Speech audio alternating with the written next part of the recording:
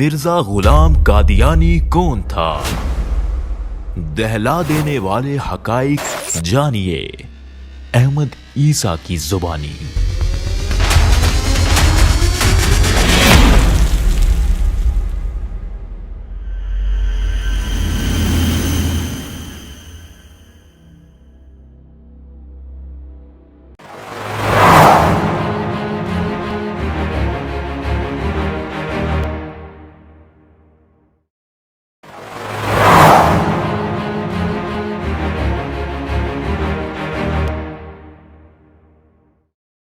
جیسا کہ آپ جانتے ہیں کہ ہم بات کر رہے ہیں مرزا غلام قادیانی پر۔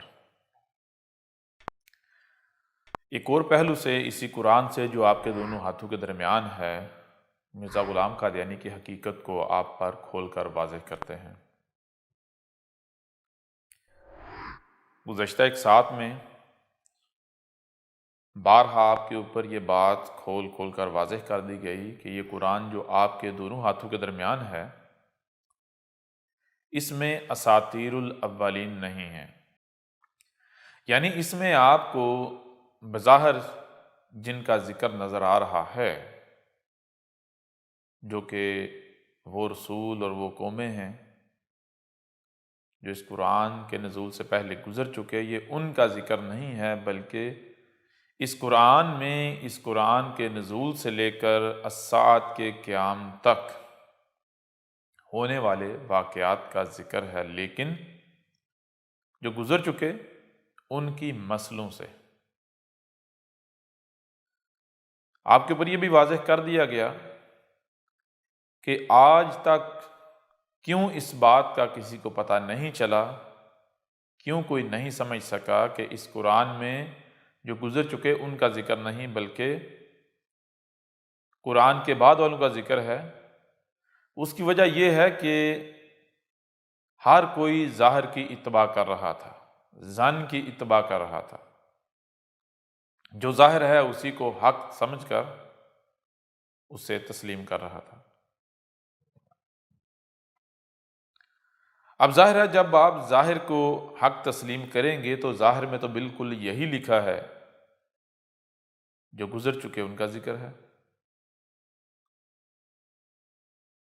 لیکن ہم آپ کے اوپر کئی پہلوؤں سے یہ بات کھول کر واضح کر چکے کہ رب العالمین جو بھی کام کرتا ہے وہ دو پہلوؤں سے کرتا ہے، ہر شے سے اس کا جوڑا خلق کیا۔ کچھ بھی ہے تو اس کے دو پہلو ہیں، ایک ظاہر اور دوسرا باطن۔ یہ قرآن رب العالمین کا اتارا ہوا ہے تو اس کا ایک ظاہر ہے تو اس کا دوسرا پہلو باطن، چھپا ہوا۔ اور چھپا ہوا پہلو جو ہے اس کا علم چھپانے والے کے علاوہ کسی کے پاس نہیں، یا اس کے پاس علم ہوگا جس پر چھپانے والا ظاہر کرے گا۔ اب جو لوگ اپنے آپ کو غنی کہیں گے، خود کفیل کہیں گے، جن کا کہنا یہ ہے کہ ہم اس قرآن کی خود تشریح کر سکتے ہیں، وضاحت کر سکتے ہیں، ہم خود اسے سمجھ سکتے ہیں، ہمارے پاس ایسے علماء یا ایسی شخصیات ہیں، ایسا لٹریچر ہے، ایسے ذرائع ہیں کہ جن سے ہم اس قرآن کو سمجھ سکیں، تو پھر رب العالمین کہتا ہے ٹھیک ہے تو پھر تم سمجھ لو۔ یوں ایسے لوگوں کے لیے اس قرآن میں صرف اور صرف گمراہی ہے، وہ اسی قرآن سے گمراہ ہوتے ہیں۔ اور اس کے برعکس وہ لوگ جو خود کو اس قرآن کے آگے جھکاتے ہیں، رب العالمین کے آگے جھکاتے ہیں، جن کا کہنا یہ ہے کہ ہم فقیر ہیں، ہمارا سننا، دیکھنا، سمجھنا محدود ہے، جو کچھ ہم سنتے، دیکھتے اور سمجھتے ہیں یہ کل کا کل نہیں ہے، بلکہ بہت کچھ ایسا ہے جو ہم سے چھپا ہوا ہے، اور ہو سکتا ہے جو ہم سے چھپا ہوا ہے اس میں سے کچھ کسی اور کے اوپر ظاہر ہو، لیکن تمام کا تمام جو چھپا ہوا ہے دنیا میں کوئی بھی انسان یہ دعویٰ نہیں کر سکتا، یہ کلیم نہیں کر سکتا کہ اس کے اوپر ظاہر ہے یا وہ اسے دیکھ رہا ہے، اس کا اسے علم ہے، سوائے رب العالمین کے۔ اب جب جو چھپا ہوا ہے اس کا مکمل علم رب العالمین کے پاس ہے اور چھپانے والا بھی وہی ہے، تو پھر جو لوگ اپنے آپ کو رب العالمین کے آگے جھکاتے ہیں، جو یہ کہتے ہیں کہ ہم فقیر ہیں، ہم محتاج ہیں، اور اللہ جو ہے، جو ہمارا کریٹر ہے، وہ جو بھی ہے یہ بات کی بات ہے، جو کریٹر ہے ہمارا، جو خالق ہے، وہ فقیر نہیں ہے بلکہ غنی ہے۔ یوں جب وہ اپنے آپ کو رب العالمین کے آگے جھکاتے ہیں، رب العالمین سے ہدایت مانگتے ہیں، ایسا نہیں کہ زبان سے تو رب العالمین سے ہدایت کا دعویٰ کریں لیکن اپنے عمل سے وہ ہدایت کے لیے اوروں کی طرف بھاگیں، اپنے جیسے انسانوں کی طرف بھاگیں یا انسانی کتابوں کی طرف رجوع کریں، رخ کریں، ایسا نہیں۔ جو واقعتاً اپنے قول اور فعل سے، اپنی زبان اور اپنے عمل سے اپنے آپ کو رب العالمین کے آگے پیش کرتے ہیں، تو رب العالمین نے اپنے اوپر یہ لازم کر لی ہے کہ ان کو ہدایت دے، ان کے اوپر حق واضح کرے۔ یوں جب رب العالمین حق واضح کرتا ہے تو یہ بات بالکل کھل کر واضح ہو جاتی ہے کہ اس قرآن میں اساطیر الاولین نہیں، یعنی اس قرآن کے نزول سے پہلے والے جو لوگ ہیں ان کی لائنیں نہیں ہیں، بلکہ ان کی مسلوں سے بعد والوں کا، آج والوں کا ذکر ہے، آپ کا ذکر ہے۔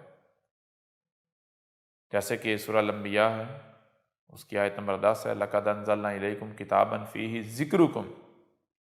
اس میں واضح دو ٹوک کہہ دیا گیا کہ یہ جو تمہارے پاس ایک کتاب ہے ہماری اتاری ہوئی، جس پر تم سب کا اتفاق ہے کہ یہ رب العالمین کی اتاری ہوئی ہے، اس میں کیا ہے؟ اس میں تمہارا ذکر ہے۔ تو یہ آپ کے اوپر ہر پہلو سے کھول کھول کر واضح کر چکے ہوئے ہیں۔ اب جب اس قرآن میں قرآن کے نزول سے بعد کا ذکر ہے تو پھر ایسا کیسے ممکن ہے کہ ایک بہت بڑا واقعہ ہوتا ہے اس کا ذکر نہ ہو؟ یعنی آج سے 1 صدی قبل ایک شخص اٹھتا ہے اور وہ من جانب اللہ ہونے کا دعویٰ کرتا ہے، وہ کہتا ہے کہ میں وہی مسیح ہوں، وہی رسول ہوں جس کی بعثت کا وعدہ کیا گیا تھا۔ آپ اتنا بڑا ایونٹ ہو، واقعہ ہو، اور اس کا اس قرآن میں ذکر نہ ہو، سوال ہی پیدا نہیں ہوتا۔ گزشتہ ایک ساتھ میں ہم مختلف پہلو سے آپ کے اوپر واضح کر چکے کہ اس کا اس قرآن میں ذکر ہے اور کس طرح ذکر ہے۔ قرآن اسے سچوں میں یا پھر جو کذاب ہیں ان میں کھڑا کرتا ہے۔ تو آج اسی قرآن سے ایک اور پہلو سے ہم آپ کے اوپر اس کی حقیقت کو کھولنے جا رہے ہیں۔ اب دیکھیں ذرا، یہ سورہ البقرہ ہے، اس کی آیت نمبر 78، 79 اور 80 ہے۔ پچھلی آیات میں ہم بعد میں بات کریں گے، لیکن پہلے ہم آیت سامنے رکھتے ہیں 80۔ وَقَالُوا لَن تَمَسَّنَّ النَّارُ إِلَّا أَيَّامًا مَّعْدُودَاتًا۔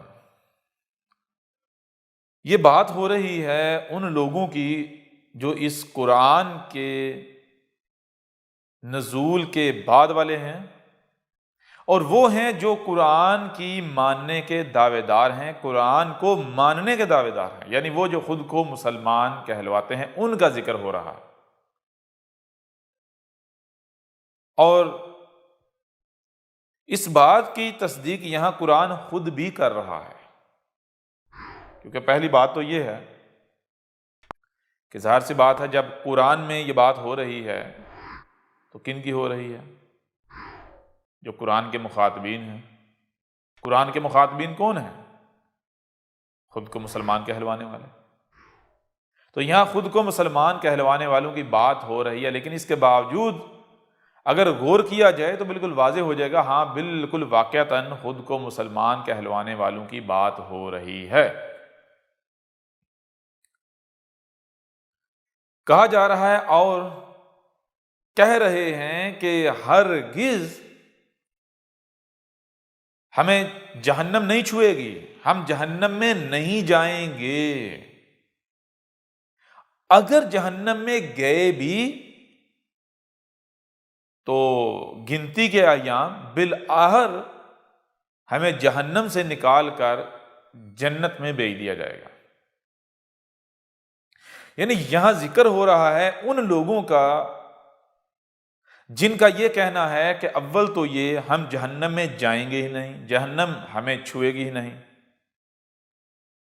اور اگر بالفرض جہنم میں چلے بھی گئے تو گنتی کے ایام جائیں گے، تھوڑی مدت کے لیے جائیں گے، بالآخر ہم اپنے گناہوں کی سزا بھگت کر جہنم سے نکل جائیں گے، ہمیں جہنم سے نکال لیا جائے گا۔ یعنی ان لوگوں کا ذکر ہو رہا ہے جن کا کہنا یہ ہے، جو یہ کہہ رہے ہیں کہ جہنم میں ہم نہیں جائیں گے، جہنم ہمارے لیے نہیں بنے، ہم جہنم میں نہیں جائیں گے، اور اگر بالفرض ہم جہنم میں چلے بھی گئے تو بالآخر ہمارا ٹھکانہ جنت ہے۔ اب میں آپ سے سوال کرتا ہوں کہ یہ کن لوگوں کا ذکر ہو رہا ہے؟ کیا عیسائیوں کا یہ کہنا ہے؟ ہندوؤں کا یہ کہنا ہے؟ یہودیوں کا یہ کہنا ہے؟ جو بدھ ہیں ان کا یہ کہنا ہے؟ جتنے بھی مذاہب ہیں ان میں سے کن کن کا یہ کہنا ہے؟ جب آپ حقیقت کو دیکھیں گے، گراؤنڈ ریالٹی کو دیکھیں گے، تو واحد مسلمان ہیں، خود کو مسلمان کہلوانے والے ہیں، قرآن کی ماننے کے دعوے داروں کا یہ کہنا ہے، مسلمانوں کا یہ کہنا ہے کہ پہلی بات تو یہ ہے کہ مسلمان جہنم میں جائے گا ہی نہیں۔ جہنم بنی ہے کافروں کے لیے، جہنم میں جائیں گے کافر۔ اور اگر کوئی مسلمان اپنے گناہوں کی وجہ سے جہنم میں جاتا ہے تو بالآخر وہ اپنے گناہوں کی سزا بھگت کر جہنم سے نکال دیا جائے گا، اسے جنت میں بھیج دیا جائے گا۔ اگر کوئی مسلمان جہنم میں جاتا ہے تو بالآخر اس کا ٹھکانہ جنت ہے۔ اب پہلی تو بات یہ ہے کہ آگے یہ پوچھا جا رہا ہے، قُلْ اتَّخَذْتُمْ عِندَ اللَّهِ عَهْدًا فَلَن يُخْلِفَ اللَّهُ عَهْدَهُ أَمْ تَقُولُونَ عَلَى اللَّهِ مَا لَا تَعْلَمُونَ۔ یہ کہا جا رہا ہے، ان سے پوچھا جا رہا ہے کہ رب العالمین کی طرف سے ان سے پوچھا جا رہا ہے کہ کیا اللہ کے ہاں سے تم نے ایسا کوئی عہد اخذ کیا ہوا ہے؟ کیا تمہارا اللہ کے ساتھ ایسا کوئی معاہدہ ہے، ایسا کوئی کنٹریکٹ ہے؟ اگر کوئی ایسا کنٹریکٹ ہے، ایسا معاہدہ ہے تو دکھاؤ ذرا کہ اللہ کا تمہارے ساتھ یہ معاہدہ ہوا ہے کہ تم جو جی چاہے کرو۔ پہلی تو بات یہ ہے کہ تمہیں جہنم میں ڈالا نہیں جائے گا، تمہیں جہنم چھوئے گی نہیں، اور اگر تمہیں جہنم میں ڈالا بھی گیا تو بالآخر تمہیں نکال کر جنت میں بھیج دیا جائے گا۔ کیا ایسا کوئی معاہدہ ہے تمہارے پاس اللہ کے ساتھ ہوا کہ جس کے خلاف اللہ نہیں کرے گا؟ ظاہر سی بات ہے، اگر اللہ ایک معاہدہ کرتا ہے تو اللہ کیوں اپنے معاہدے کے خلاف کرے گا؟ عہد کے خلاف کیوں کرے گا؟ اللہ تو عہد کے خلاف کرنے والا ہے ہی نہیں۔ لہذا کیا تمہارا اللہ کے ساتھ ایسا کوئی معاہدہ ہے، عہد ہے؟ یا پھر تم کیا کر رہے ہو؟ یہ جو تم کہہ رہے ہو کہ پہلی بات تو یہ ہے کہ ہمیں جہنم چھوئے گی نہیں، اور اگر ہم جہنم میں چلے بھی گئے تو گنتی کے ایام بالآخر ہمیں نکال کر جنت میں بھیج دیا جائے گا، یہ جو تم کہہ رہے ہو یہ تم اللہ کے اوپر ایک ایسی بات کہہ رہے ہو جس کا تمہیں علم ہی نہیں ہے، تم علم نہیں رکھ رہے، بغیر علم کے یہ جو تم کہہ رہے ہو۔ کیوں کہہ رہے ہو؟ کیونکہ تم نے اپنے آباء و اجداد کی اس کے اوپر پایا ہے۔ بہرحال یہاں تک اس آیت کو سامنے رکھنے سے یہ بات آپ کے اوپر واضح ہو گئی کہ بات ہو رہی ہے ان لوگوں کی جو خود کو مسلمان کہلوانے والے ہیں، جو خود کو مسلمان کہلوانے والے ہیں، ان کی بات ہو رہی ہے۔ یہ بات بالکل واضح ہو گئی، ثابت ہو گئی۔ اب یہ جو مسلمان کہلوانے والے ہیں، ان کے بارے میں انہی میں سے لوگ، جو چند لوگ ہیں، کچھ لوگ ہیں، ان کے بارے میں کیا کہا جا رہا ہے؟ غور کیجئے گا۔ اس سے پچھلی آیت میں، آیت نمبر 79 میں، فَوَيْلٌ لِّلَّذِينَ يَكْتُبُونَ الْكِتَابَ بِأَيْدِيهِمْ ثُمَّ يَقُولُونَ هَٰذَا مِنْ عِندِ اللَّهِ لِيَشْتَرُوا بِهِ ثَمَنًا قَلِيلًا فَوَيْلٌ لَّهُم مِّمَّا كَتَبَتْ أَيْدِيهِمْ وَوَيْلٌ لَّهُم مِّمَّا يَكْسِبُونَ۔ کہا جا رہا ہے کہ خود کو مسلمان کہلوانے والوں میں سے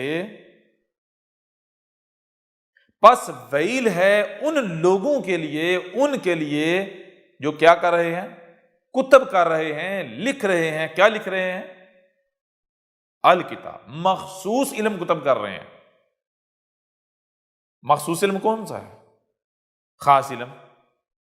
وہ تو رب العالمین کا ہے، جس کے ذریعے سے لوگ ہدایت پائیں، وہ علم جس میں یہ بتایا جائے کہ تم دنیا میں کیوں آئے ہو، تمہارے آنے کا مقصد کیا ہے، تمہارا کس میں فائدہ ہے، کس میں نقصان ہے، کیسے فلاح پاؤ گے، فلاح کیسے ملے گی، اور ناکامی کا سامنا کیسے ہوگا، کیسے ناکامی سے بچا جا سکتا ہے۔ تو جو لوگ لکھ رہے ہیں ایسا علم بِأَيْدِهِمْ، اپنے ہاتھوں کے ساتھ، ثم پھر کیا کہہ رہے ہیں، یقولون کہہ رہے ہیں، پھر کہہ رہے ہیں ھذا من عند اللہ، یہ جو ہم لکھ رہے ہیں، یہ کتاب جو ہم لکھ رہے ہیں، یہ جو لٹریچر یہ جو باتیں ہم لکھ رہے ہیں، یہ کیا ہے، ھذا من عند اللہ، یہ اللہ کے ہاں سے ہے،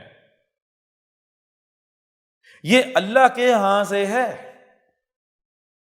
اب ایسے لوگوں کی پہچان بھی بتائی ہے، لِيَشْتَرُوا بِهِ ثَمَنًا قَلِيلًا، وہ ایسا کیوں کر رہے ہیں؟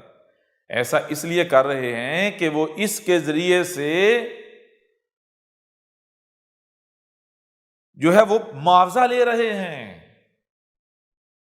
اور جو معاوضہ لے رہے ہیں وہ کتنا ہے، قلیل، تھوڑا۔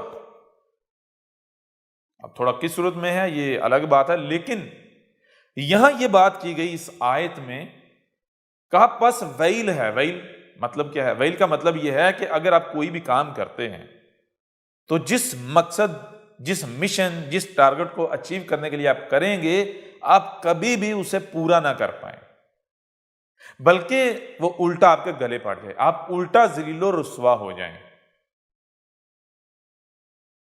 تو کہا پس ویل ہے ان لوگوں کے لیے جو لکھ رہے ہیں الکتاب بِأَيْدِهِمْ، اپنے ہاتھوں سے، ثم پھر ان کا کہنا کیا ہے، یقولون کہہ رہے ہیں ھذا من عند اللہ، یہ اللہ کے ہاں سے ہے، اور یہ وہ لوگ ہیں، کون سے لوگ، جو اس کے ذریعے سے، اس کے بدلے قیمت لے رہے ہیں، لوگوں سے معاوضہ لے رہے ہیں، اپنی اس کتاب کو بیچ رہے ہیں۔ اب میں آپ سے سوال کرتا ہوں، ذرا غور کریں، سب سے پہلے تو یہ دیکھیں کہ خود کو مسلمان کہلوانے والوں میں سے کیا ایسے لوگ اپنا وجود رکھتے ہیں، سامنے آتے ہیں، جنہوں نے اپنے ہاتھوں سے کتابیں لکھیں، اور ان کا دعویٰ یہ ہے کہ یہ اللہ کے ہاں سے ہے۔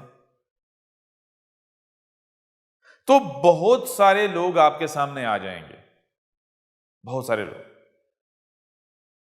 ان میں سے کچھ تو ایسے ہیں کہ جو دو ٹوک یہ اعلان نہیں کریں گے کہ یہ اللہ کے ہاں سے ہے، لیکن میں آپ سے سوال کرتا ہوں کہ ہدایت کس کے ذمہ ہے، ہدایت کون دے سکتا ہے؟ تو آپ جانتے ہیں کہ ہدایت اللہ کے علاوہ تو کوئی دے ہی نہیں سکتا، ہدایت تو رب العالمین کی ذمہ داری ہے۔ اب جو کام رب العالمین کے علاوہ کوئی کر ہی نہیں سکتا، اگر وہی کام کوئی اور کرنے کا دعویٰ کرے، کرتا ہوا نظر آئے، تو کیا اس کے لیے اپنی زبان سے یہ اقرار کرنا ضروری ہے کہ وہ یہ کام کر رہا ہے؟ وہ زبان سے وہ اقرار کرے یا نہ کرے، یا پھر اس کے بالکل برعکس ہی دعویٰ کیوں نہ کرے، وہ اپنے عمل سے یہ اعلان کر رہا ہے کہ وہ یہ کہہ رہا ہے کہ میں وہ کام کر رہا ہوں جو اللہ کے علاوہ کوئی نہیں کر سکتا، لہذا اس کے قول کو نہیں دیکھا جائے گا۔ اگر قول اس کا جو زبان کا کام ہے، اگر اس کے عمل کے خلاف ہے تو اسے نہیں دیکھا جائے گا، اس کا عمل دیکھا جائے گا۔ تو آپ کے سامنے کون آئیں گے؟ ایسے لوگ جو الکتاب، مخصوص علم کتب کر رہے ہیں۔ مخصوص علم یعنی وہ علم جس علم سے آپ یہ دعویٰ کر سکتے ہیں کہ بھائی میں جو آپ کو لکھ کر دے رہا ہوں، میں جو لکھ رہا ہوں، اس سے آپ کو رہنمائی ملے گی کہ دنیا میں آنے کا مقصد کیا ہے، حق کیا ہے، باطل کیا ہے، کیا کرنا ہے، کیا نہیں کرنا، کس میں فلاح ہے، کس میں ناکامی ہے۔ تو بہت سارے لوگ آپ کے سامنے آئیں گے، بہت سارے افراد سامنے آئیں گے خود کو مسلمان کہلوانے والوں میں سے۔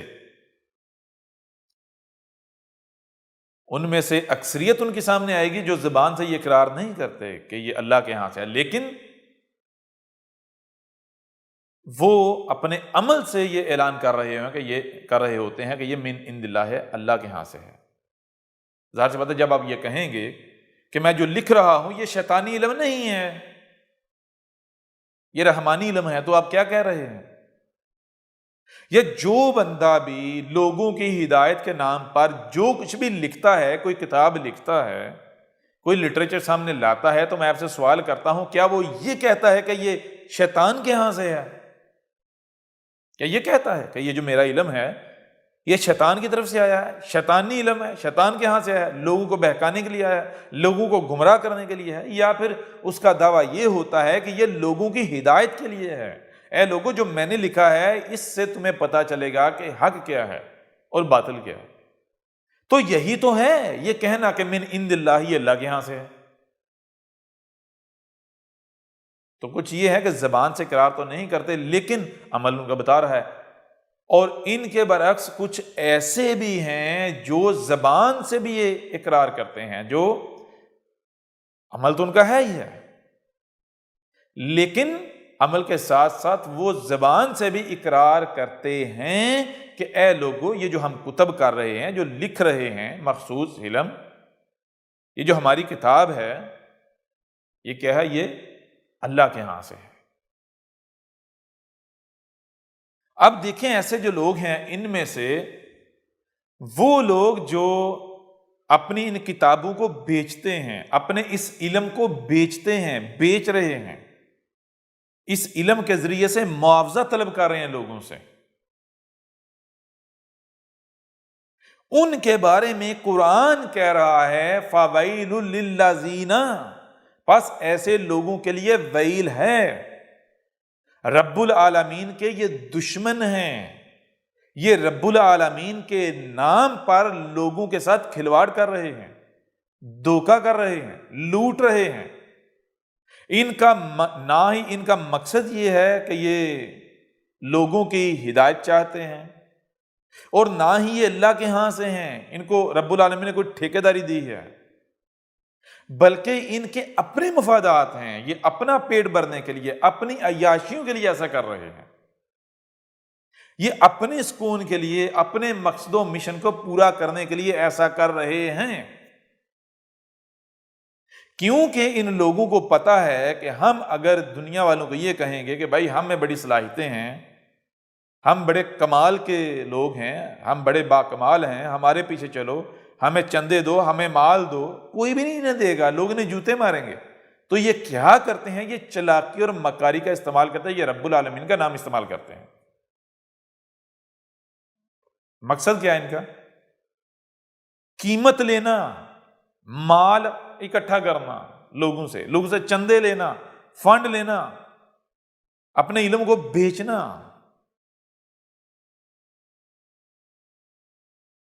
اب میں یہاں سوال کرتا ہوں ان لوگوں سے جو خود کو احمدی کہلواتے ہیں، مرزا غلام قادیانی کے فالورز، سب سے پہلا سوال میرا آپ لوگوں سے یہ ہے کہ مرزا غلام قادیانی کیا ان لوگوں میں شمار ہوتا تھا جو خود کو مسلمان کہلوانے والے ہیں، جو قرآن کو ماننے کے دعوے دار ہیں، قرآن کی ماننے کے دعوے دار ہیں؟ تو کیا دنیا میں کوئی ایک بھی شخص ایسا ہے جو یہ اعلان کر سکے یا یہ دعویٰ کر سکے کہ نہیں، مرزا غلام قادیانی مسلمانوں سے باہر تھا، وہ قرآن کی ماننے کا دعوے دار نہیں تھا، قرآن کو رب العالمین کی طرف سے بھیجی ہوئی کتاب ماننے کا دعوے دار نہیں تھا؟ کیا آپ میں سے کوئی بھی یہ دعویٰ کر سکتا ہے، یہ اعلان کر سکتا ہے کہ مرزا غلام قادیانی قرآن کے مخاطبین سے باہر تھا؟ تو اس کا جواب بالکل واضح ہے کہ نہیں، کوئی بھی یہ اعلان، یہ دعویٰ نہیں کر سکتا۔ مرزا غلام قادیانی کا شمار اسی گروہ میں ہوتا ہے۔ دوسرا سوال،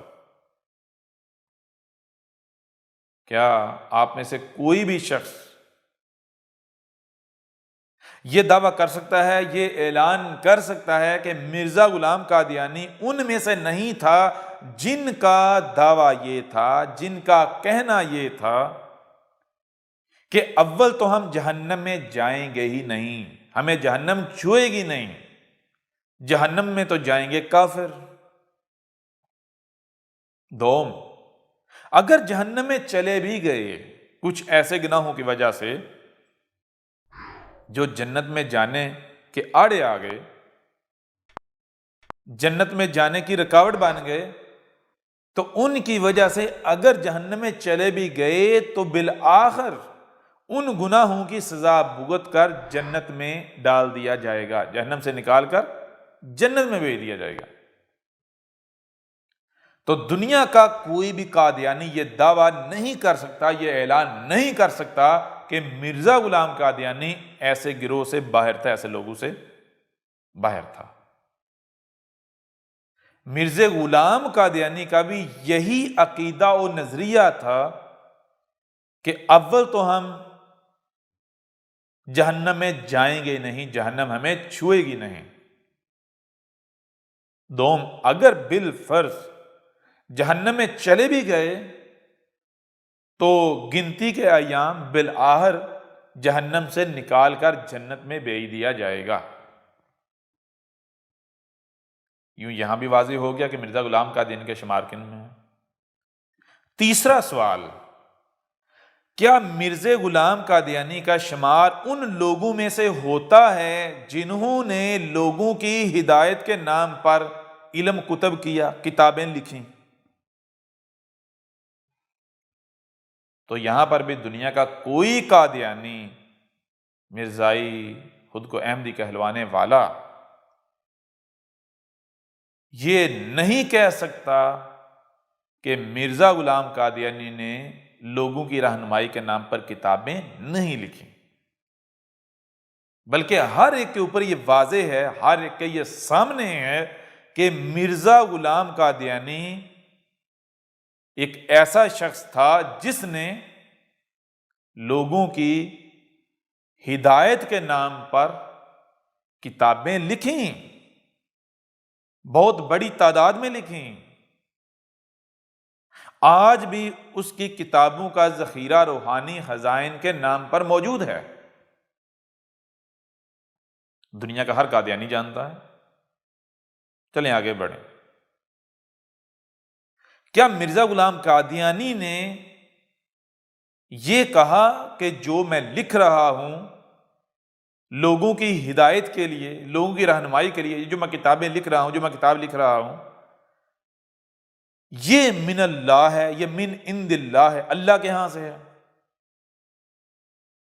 تو یہ بات بھی بالکل واضح ہے، دنیا کا کوئی قادیانی یہ نہیں کہہ سکتا کہ مرزا غلام قادیانی نے ایسا نہ کہا ہو۔ مرزا غلام قادیانی جو ہے اس کا تو یہ دعویٰ تھا کہ وہ وہی مسیح ہے جس کے بھیجنے کا صدیوں سے رب العالمین وعدہ کرتا چلا آیا، مسیح موعود، وہی رسول جس کو بھیجنے کا رب العالمین نے وعدہ کیا تھا، جیسے اولین میں محمد کو بھیجا این اسی طرح آخرین میں مسیح کو، عیسیٰ کو بھیجے گا۔ مرزا غلام قادیانی کا یہ دعویٰ تھا کہ وہ رسول ہے، رب کا بھیجا ہوا ہے۔ مرزا غلام قادیانی کا دعویٰ تھا کہ اس کی جو کتاب ہے، اس کا جو لٹریچر ہے، وہ اللہ کے ہاں سے ہے، وہ روحانی ہے، وہ الہامی ہے۔ یہ بات الگ ہے کہ وہ روحانی یا الہامی ثابت ہوتا ہے یا نہیں، لیکن یہاں سوال یہ پیدا ہوتا ہے کہ جب اس کا شمار ان لوگوں میں ہوتا ہے جن کا دعویٰ یہ ہے کہ اول تو ہم جہنم میں جائیں گے نہیں، دوم اگر گئے بھی تو گنتی کا ایام بالآخر جہنم سے نکال کر جنت میں بھیج دیا جائے گا، جب ایسے لوگوں میں اس کا شمار ہوتا ہے، پھر اس کا شمار ایسے لوگوں میں ہوتا ہے کہ جو قرآن کو ماننے والے ہیں، قرآن کی ماننے کے دعوے دار ہیں، پھر اس کا شمار ان میں ہوتا ہے جو لوگوں کی ہدایت کے نام پر کتابیں لکھ رہے ہیں، اور پھر دعویٰ یہ ہے کہ یہ اللہ کے ہاں سے ہے۔ تو پھر ہم نے دیکھنا یہ ہے کہ کیا اس نے اپنی کتابوں کو بیچا؟ اپنے علم جس کو وہ لکھ رہا تھا اسے بیچا؟ اس کے بدلے قیمت حاصل کی، معاوضہ لیا، چندے لیے، فنڈ لیے؟ اگر تو چندے لیے، فنڈ لیے، تو پھر اس کے بارے میں قرآن کیا فیصلہ سنا رہا ہے خود اپنی آنکھوں سے دیکھ لیں۔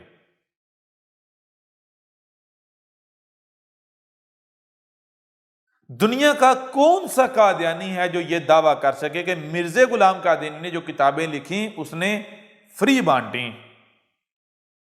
مرزا غلام قادیانی نے کوئی قیمت تجویز نہیں کی تھی، کوئی قیمت طے نہیں کی تھی، وہ معاوضہ نہیں لے رہا تھا، وہ چندے نہیں لے رہا تھا، وہ فنڈ نہیں لے رہا تھا، وہ لوگوں کے آگے ہاتھ نہیں پھیلا رہا تھا۔ کیا کوئی یہ دعویٰ کر سکتا ہے؟ اعلان کر سکتا ہے؟ یا ایسا دعویٰ یا اعلان کر کے اسے سچا ثابت کر سکتا ہے؟ نہیں کر سکتا۔ کیونکہ اٹھاؤ مرزا غلام قادیانی کی کتابیں روحانی خزائن، تو آپ کو شروع میں یہ ملے گا کہ وہ نہ صرف اپنی کتاب کی قیمت طے کر رہا ہے، بلکہ وہ کسی کو بھی اپنی کتاب فری دینے کو تیار نہیں۔ اس نے باقاعدہ یہ بزنس کیا، ٹھیک ہے نا؟ وہ قدم قدم پر اپنی کتاب کی قیمت مانگ رہا ہے، لوگوں سے معاوضہ لے رہا ہے، چندے لے رہا ہے اپنی کتاب کے نام پر، فنڈ لے رہا ہے، مال لے رہا ہے۔ تو فیصلہ آپ خود کر لو، ایک طرف قرآن ہے، دوسری طرف آپ کی اپنی خواہشات ہیں۔ اب اگر آپ قرآن کی ماننے والے ہو تو قرآن یہ کہہ رہا ہے کہ ایسا شخص، ایسا فرد اگر آپ کے سامنے موجود ہے تو جان لو وہ میرا بھیجا ہوا نہیں ہے، وہ ایک کذاب ہے، وہ مجرم ہے، وہ رب العالمین کا مجرم ہے۔ یوں قرآن کی ان آیات کی روشنی میں مرزا غلام قادیانی ایک کذاب، مکار، دجال، فراڈیا ثابت ہوتا ہے، ایک کاروباری شخص ثابت ہوتا ہے جس نے لوگوں کی رہنمائی کے نام پر، من جانب اللہ ہونے کے نام پر ایک کاروبار شروع کیا تھا، کاروبار سٹارٹ کیا تھا۔ اس کا مقصد تھا پیسہ، دنیاوی مال اکٹھا کرنا، ٹھیک ہے نا؟ دنیا کی کوئی طاقت مرزا غلام قادیانی کو اس آیت میں ان لوگوں سے باہر ثابت نہیں کر سکتی، مستثنا نہیں کر سکتی جن کے لیے قرآن نے کہا بس ویل ہے ان لوگوں کے لیے۔ قرآن یہاں دو ٹوک کہہ رہا ہے، پس ویل ہے مرزا غلام قادیانی کے لیے۔ کیونکہ اس نے جو کتابیں لکھیں، جو کتاب لکھی اس نے ہمارے ہاتھوں سے نہیں لکھی، اس نے اپنے ہاتھوں سے لکھی۔ اس کے ہاتھ ہمارے ہاتھ نہیں تھے، اس کے ہاتھ ایک انسان کے، اس کے اپنے ہاتھ تھے، لیکن اس کا دعویٰ یہ تھا کہ یہ اللہ کے ہاں سے ہے۔ اور وہ کیا کر رہا تھا؟ وہ اس کی قیمت لے رہا تھا، بدلہ لے رہا تھا، اجر لے رہا تھا، لوگوں کے آگے ہاتھ پھیلا رہا تھا، ٹھیک ہے نا؟ قرآن یہ فیصلہ سنا رہا ہے۔ تھوڑا اور آسان کر دیتے ہیں آپ کے اوپر۔ دیکھیں، میں آپ سے سوال کرتا ہوں کہ دنیا میں کتنے لوگ ہیں جو کتابیں لکھ کر یہ دعویٰ کرنے والے ہیں کہ یہ جو ہم نے کتاب لکھی ہے، یہ کتابیں لکھی ہیں، یہ اللہ کے ہاں سے ہے؟ کتنے افراد آپ کے سامنے آتے ہیں؟ کیا زیادہ آتے ہیں؟ کیا مرزا غلام قادیانی کو آپ اس سے باہر کر سکتے ہیں؟ نہیں کر سکتے۔ لہذا قرآن کی اس آیت کے اگر اتنے سے حصے کو سامنے رکھیں کہ وہ لوگ جو اپنے ہاتھوں سے کتاب لکھ کر یہ دعویٰ کر رہے ہیں، یہ کلیم کر رہے ہیں کہ یہ اللہ کے ہاں سے ہے، تو اس کیٹیگری میں مرزا غلام قادیانی بھی آ جاتا ہے۔ اب ہم آگے دیکھتے ہیں قرآن کی آیت کیا کہتی ہے۔ آگے قرآن کی آیت یہ کہتی ہے کہ وہ اور کیا کر رہے ہیں، وہ یہ کر رہے ہیں کہ اپنی اس کتاب کو، اپنی ان کتابوں کو جن کے بارے میں ان کا دعویٰ ہے کہ یہ اللہ کے ہاں سے ہے، اس کے ذریعے سے قیمت لے رہے ہیں، اس کی قیمت لے رہے ہیں، اس کا معاوضہ لے رہے ہیں، اس کا بدلہ لے رہے ہیں، اس کا اجر لے رہے ہیں۔ اب مجھے یہ بتائیں کہ کیا مرزا غلام قادیانی کو آپ اس کیٹیگری سے بھی باہر کر سکتے ہیں؟ نہیں۔ ایک ہی صورت میں آپ اسے باہر کر سکتے ہیں کہ اگر اس نے اپنی کتابوں کی قیمت نہ لی ہو، اگر اس نے معاوضہ، چندہ، فنڈ نہ لیا ہو، باقاعدہ قیمت نہ لی ہو اپنی کتاب کی قیمت کے نام پر، اور اگر لی تو آپ اس آیت میں جن لوگوں کا ذکر کیا جا رہا ہے ان سے باہر نہیں کر سکتے، چاہ کر بھی نہیں کر سکتے۔ دنیا کی کوئی طاقت اسے ان لوگوں سے باہر نہیں کر سکتی، ٹھیک ہے؟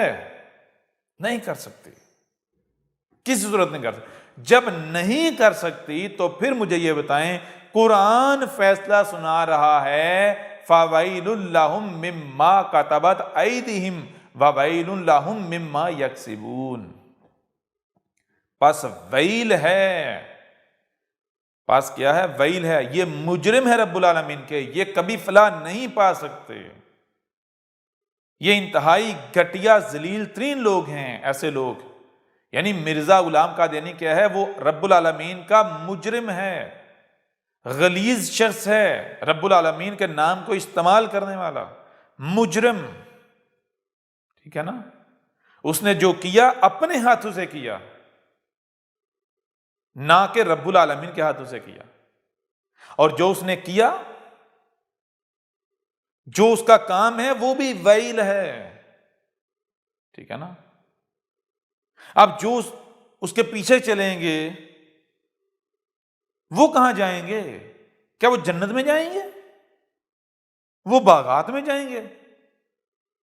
وہ جو اس لٹریچر کو فالو کریں گے، جو ایسے بندے کو فالو کریں گے، وہ بھی جہنم میں جائیں گے،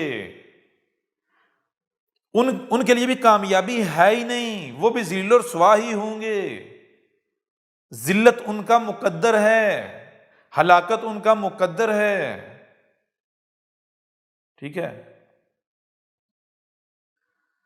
مرزا غلام قادری نے ایسا کیا، کیوں کیا؟ کیونکہ اس سے پچھلی آیت کی طرف جائیں، کیا کہا جا رہا ہے آیت نمبر 78 میں، وَمِنْهُمْ أُمِّيُّونَ لَا يَعْلَمُونَ الْكِتَابَ إِلَّا أَمَانِي وَإِنْ هُمْ إِلَّا يَظُنُّونَ، کہا جا رہا ہے وَمِنْهُمْ، اور ان میں سے یہ جو موجود ہیں امیون، جو امیون ہیں، آج بھی اسی بنیاد پر کھڑے ہوئے ہیں کہ خدا ہے، خدا کے ماننے کے دعوے دار، اس سے اپنے آپ کو اس کے آگے جھکانے کے دعوے دار، لا یعلمون، یہ علم نہیں رکھ رہے، ان کو نہیں علم الکتاب کے، الکتاب کیا ہے، الکتاب کیا تھی، کسی کو نہیں پتا کہ الکتاب کیا تھی، الکتاب کا پتہ ہی نہیں، اللہ اگر پتا ہے تو کتنا پتا ہے؟ آمانی، جس کو انہوں نے الکتاب مانا ہوا ہے، تسلیم کیا، محض مانا ہوا ہے، یہ پتہ ہی نہیں کہ الکتاب کیا ہے، محض ایک شے کو الکتاب مان کر بیٹھے ہوئے ہیں، اور وہ کیا ہے؟ اللہ یظنون، وہ ان کا ظن ہے، یعنی انہوں نے خود سے تحقیق نہیں کی، بلکہ جس شے کے بارے میں انہوں نے سنا ہے، پڑھا ہے، دیکھا ہے کہ یہ الکتاب ہے، یہ اسی کو الکتاب مان رہے ہیں، حالانکہ ان کو نہیں پتا الکتاب کیا ہے۔ تو اب میں آپ سے سوال کرتا ہوں، کیا مرزا غلام قادیانی کو پتا تھا الکتاب کیا ہے؟ نہیں پتا تھا، بالکل نہیں پتا تھا۔ کیوں؟ کیونکہ اہل کتاب ہے کیا؟ اب دور نہیں جائیں، اب قرآن اٹھا کر دیکھیں، سورہ البقرہ ہے، شروع میں دیکھ لیں، پہلی آیات الف لام میم ذالک الکتاب لا ریب فیہ ھدی للمتقین. الف لام میم ذالک الکتاب لا ریب فیہ ھدی للمتقین. کیا کہا جائے؟ الف لام میم وہ الکتاب ہے کہ ریب نہیں ہے، اس میں ہدایت ہے، 100% ہدایت ہے. ایسی ہدایت، ایسی رہنمائی گویا کہ اندھے کا ہاتھ پکڑ کر اس کے ساتھ ساتھ چلا جائے، ایسی رہنمائی ہے. لیکن کن کے لیے؟ المتقین کے لیے. اب جتنے بھی تراجم ہیں، تفاسیر ہیں، آپ اٹھا کر دیکھیں تو ہر ترجمے تفسیر میں کیا لکھا ہوا ہے؟ یہ قرآن وہ کتاب ہے جس میں ہدایت ہے، یہ قرآن وہ کتاب ہے جس میں ہدایت ہے. حالانکہ عربی میں کیا لکھا ہوا ہے؟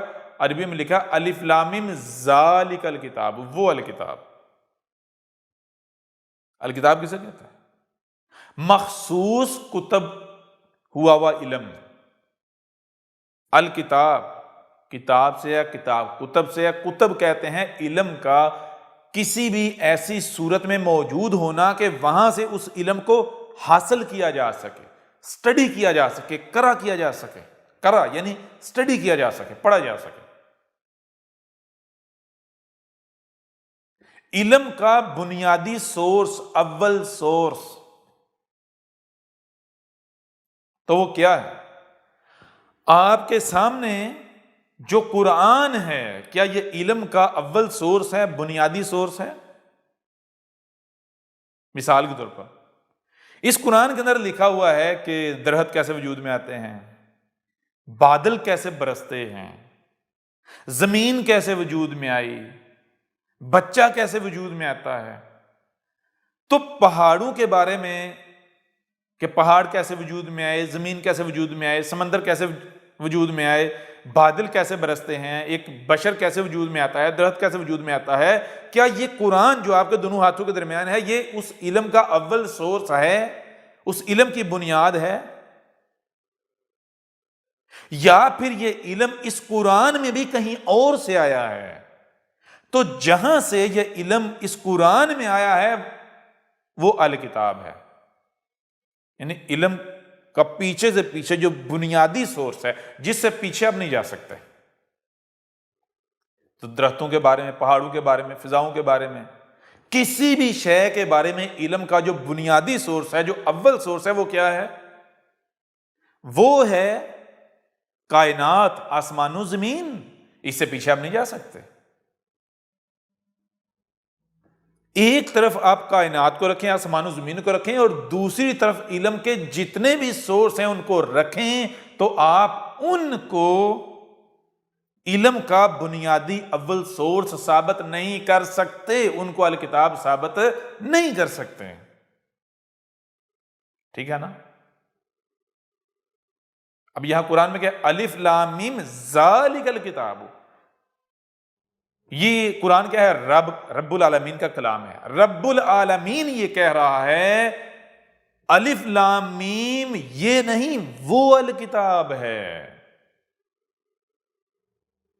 غور کرنے والی بات ہے. رب العالمین کب اور کیسے کہہ رہا ہے؟ اس قرآن میں کیا ہے؟ اس قرآن کے نزول سے لے کر الساعۃ کے قیام تک جو بھی واقعات ہونے ہیں ان کا ذکر ہے. تو سورہ البقرہ کے شروع میں جو بات ہو رہی ہے وہ بات یہ ہو رہی ہے اس قرآن کے نزول کے بعد ایک وقت آئے گا جب رب العالمین انسانوں سے خطاب کرتے ہوئے یہ کہے گا کہ الف لام میم وہ الکتاب ہے. اور کیسے کہے گا؟ رب العالمین سامنے آئے گا انسانوں کے، کیسے؟ بشری صورت میں، رسول کی صورت میں. یعنی آخرین میں جو رسول بیس کیا جائے گا، رب خود 2 ٹانگوں والے کی صورت میں آئے گا. تو رب العالمین 2 ٹانگوں والے کی صورت میں جب آئے گا سامنے، تو اس کے سامنے ایک نہیں 2 کتابیں موجود ہوں گی. 2 الکتاب، 2 کتابیں. اس کے آنے سے پہلے انسانوں کا یہ کہنا ہوگا، انسانوں کا یہ دعویٰ ہوگا کہ یہ کتاب وہ کتاب ہے جس میں ہدایت ہے، یہ ہے وہ کتاب جس کو وہ پڑھ رہے ہوں گے، جو ان کے سامنے ہوگی، جو دوسری کتاب کی نسبت قریب ہوگی۔ لیکن جب رب العالمین آئے گا، یعنی رسول آئے گا، تو رسول آ کر یہ کہے گا کہ الف لام میم یہ نہیں، الف لام میم وہ الکتاب ہے۔ میں آپ سے سوال کرتا ہوں کہ کیا قرآن کے نزول سے لے کر آج تک یا اس سے پہلے کیا ایسا کوئی واقعہ ہوا؟ آپ غور کریں، آپ کو کیا نظر آئے گا؟ احمد عیسیٰ کے آنے سے پہلے تک ہر شخص اس قرآن کو سامنے رکھ کر اس قرآن کے بارے یہ دعویٰ کرتا رہا کہ اس میں ہدایت ہے، اس میں ہدایت ہے، اس میں ہدایت ہے، اس میں ہدایت ہے۔ لیکن آج واحد احمد عیسیٰ ہے کہ احمد عیسیٰ نے آ کر یہ کہا ہے کہ اے لوگو، میں تمہارا رب تم سے کلام کر رہا ہوں، یہ جو تمہارے سامنے تمہیں دو ٹانگوں والا نظر آ رہا ہے، یہ تمہارے رب کی زبان ہے، یہ تمہارے رب کا لایا ہوا ہے، یہ تمہارے رب کا وجود ہے۔ تمہارا رب کیا ہے؟ یہ کائنات۔ اور تم کسے ہدایت کا ذریعہ کہہ رہے ہو؟ کسے الکتاب کہہ رہے ہو؟ تم اسے الکتاب کہہ رہے ہو جس کو تمہارے آباء و اجداد نے الکتاب کہا، جس کے بارے میں تم سنتے چلے آئے کہ یہ الکتاب ہے۔ الکتاب کیا ہے؟ کس کے بارے میں؟ اس قرآن کے بارے میں۔ تو ذرا غور کرو، یہ بتاؤ کہ کیا تم میں سے جو بھی اس قرآن کے بارے میں یہ دعویٰ کرتا ہے کہ یہ قرآن الکتاب ہے، اس میں ہدایت ہے، یہ ہدایت کا ذریعہ ہے، تو کیا وہ تحقیق کی بنیاد پر کہتا ہے یا پھر وہ محض سنی سنائی بات کر رہا ہے؟ تو احمد عیسیٰ کے آنے سے پہلے جو امیون ہیں، خود کو مسلمان کہلوانے والے ہیں، خود کو رب العالمین کے آگے جھکانے کے دعوے دار ہیں، ان کا یہ کہنا تھا کہ یہ قرآن الکتاب ہے، اس قرآن میں ہدایت ہے۔ لیکن آج احمد عیسیٰ ہے جس نے آ کر یہ کہا ہے کہ اے گدھے کے بچوں، تمہارے سامنے ہدایت کے دو ذریعے ہیں، دو کتابیں تمہارے سامنے ایسی ہیں جن کے بارے میں یہ کلیم کیا جا سکتا ہے کہ ان میں ہدایت ہے۔ ایک نہیں، دو کتابیں ہیں تمہارے سامنے۔ ایک کون سی ہے؟ ایک وہ ہے جس کے بارے میں تم کہہ رہے ہو کہ یہ الکتاب ہے، کیا؟ یہ قرآن جو تمہارے دونوں ہاتھوں کے درمیان ہے۔ اور دوسری کتاب وہ یہ کائنات ہے، آسمان و زمین۔ تو الف لام میم یہ قرآن نہیں ہے، الف لام میم وہ الکتاب ہے، یعنی یہ کائنات۔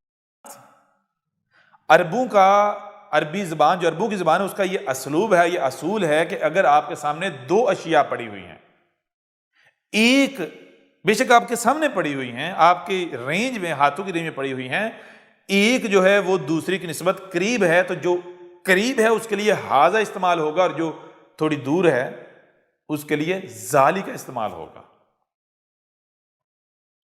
پھر ایک اور لفظ وہ ہے تل کا استعمال ہوتا ہے کہ ایک شے سامنے ہے یا دور پڑی ہوئی ہے، لیکن اس کا نام یا وہ آپ کے سامنے لکھی ہوئی ہے، تو آپ کہتے ہیں یہ وہ شے ہے، اس کو کہتے ہیں تل کا، یہ وہ ہے۔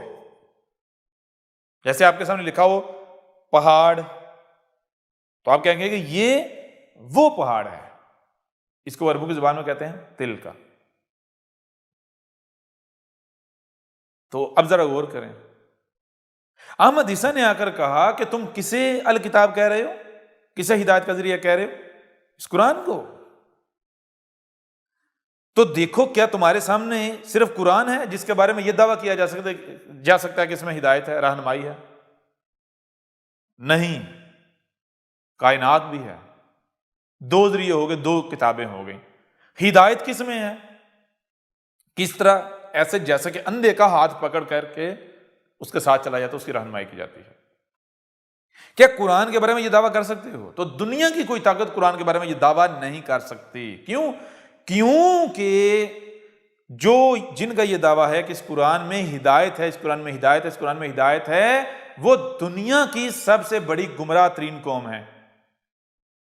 وہ اس دعوے کے باوجود گمراہ ہیں، فرقہ در فرقہ تقسیم ہیں. ہر کوئی قرآن سے اپنے معنی و مطالب لے کر بیٹھا ہوا ہے، ایک دوسرے کو غلط کہہ رہا ہے، کافر کہہ رہا ہے، باطل کہہ رہا ہے.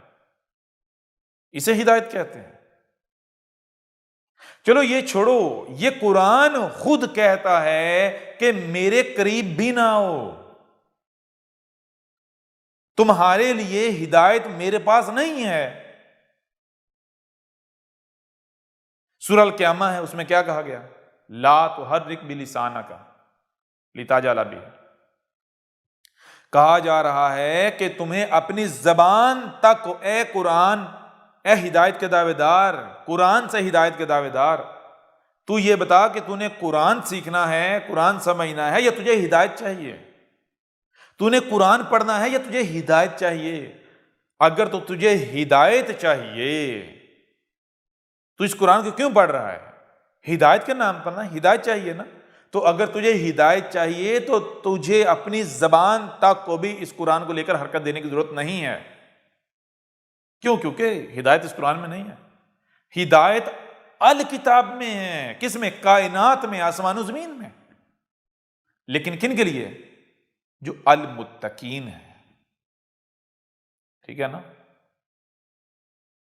المتقین کون ہے؟ یہ ہماری جب باقی ویڈیوز دیکھو گے، الکتاب پڑھو گے، اس میں ہر لحاظ سے ہر پہلے سے کھول کر واضح کر دیا گیا. لہذا اب میں آپ سے سوال کرتا ہوں کہ کیا مرزا غلام قادیانی کو پتا تھا کہ الکتاب کیا ہے؟ وہ مرزا غلام قادیانی کو تو یہی نہیں علم تھا کہ الکتاب کیا ہے. الکتاب یعنی وہ علم جس سے ہدایت حاصل ہو سکتی ہے، جس سے رہنمائی ملتی ہے، اس کو تو یہی نہیں علم تھا. اگر مرزا غلام قادیانی کو یہ علم ہوتا کہ الکتاب کیا ہے تو وہ کبھی بھی روحانی خزائن کے نام پر خرافات نہ گڑھتا. ٹھیک ہے نا؟ وہ لوگوں کو کہتا کہ اے لوگو، الکتاب کیا ہے؟ یہ کائنات، اس کائنات کو آپ اس وقت تک پڑھ ہی نہیں سکتے، اسٹڈی کر ہی نہیں سکتے جب تک کہ آپ اپنے آپ کو اس قرآن، یہ جو کائنات ہے اس کے آگے جھکا نہیں دیتے، اپنے آپ کو کائنات کا حصہ نہیں بنا دیتے. ٹھیک ہے نا؟ کیوں کہ کوئی اس کائنات سے اللہ کوئی گاڈ، کوئی ایشور اپنا وجود نہیں رکھتا.